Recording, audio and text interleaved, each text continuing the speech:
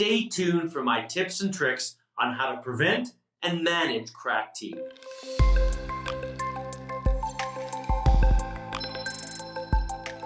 My name is Dr. Gary Glassman. I'm a full-time practicing endodontist. Cracked teeth probably represent one of the most uncertain areas in dentistry with respect to diagnosis, treatment, and prognosis. Cracked tooth syndrome is by definition a collection of symptoms characterized by acute pain on biting, pressure or release, and pain with thermal stimulants. Now, although these findings may also be related to cusp fracture, cracked teeth may present with a variety of symptoms ranging from slight to very severe spontaneous pain, consistent with irreversible pulpitis, pulp necrosis, and/or apical periodontitis. So this can explain the variation in signs and symptoms and the uncertainty that's often difficult to deal with for both doctor and patient.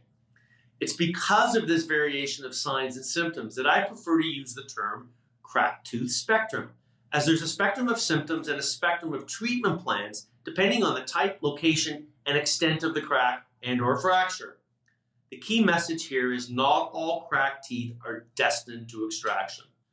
When consulting with patients, no matter how innocent the crack may appear, I always discuss the long-term nature of cracked teeth. Just like a crack in a windshield of a car, it takes a hard impact to initiate a crack, but less of an impact to propagate it. We can never be sure how far the crack's extended, nor can we be sure how far the crack may extend during the lifetime of the tooth in question. But when a tooth is cracked, it's so important to have this discussion about these possibilities of what could happen with the tooth prior to any treatment.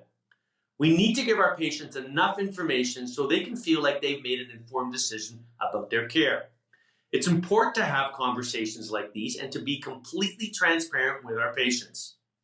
Now, although unfortunate, there are many patients that really don't want to invest in their teeth, even if there's just a small chance that it may have to be extracted years later.